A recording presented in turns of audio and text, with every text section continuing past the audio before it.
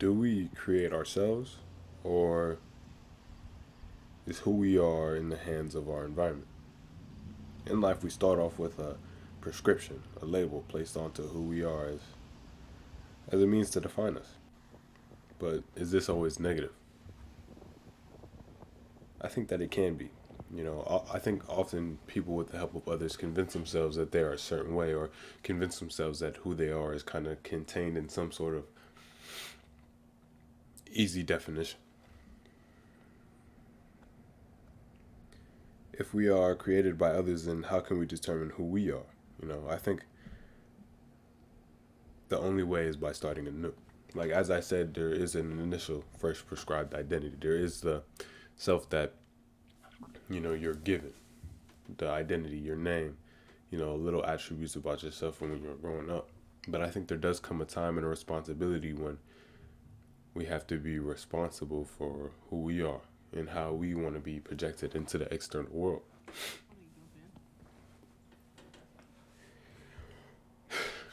And I think with that responsibility, you have to somewhat create a new definition for who you are. There is no real limit to a person's growth. And in saying that, people trap themselves in the stuckness of self, stuck in an imaginary image drawn by the minds of others. How often do we defer to ourselves for the help that we feel we need? We often ask others more questions about ourselves than we tend to ask ourselves. And I think that that's one of our main issues. We ask people who can only perceive us through the 1% of our physical and expect them to know everything about our internal workings. I think that a lot of who we are is not external. It's not an expression. It's what's inside of us. And I think that since we use other people as a means of defining that, it kind of traps us in everyone else's perspective rather than our own. It's like getting one piece of the puzzle and claiming that it's finished. So I think that we should start to, ask ourselves some of these questions instead of, just deferring to others. Because when living and existing in the minds of others, we're often subject to their bias. And if we keep on doing that, we'll cease to be us and start to be an image that they prescribe. So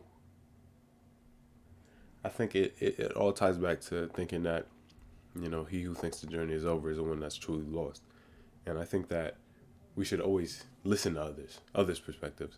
They make sense. Sometimes they help us interact socially.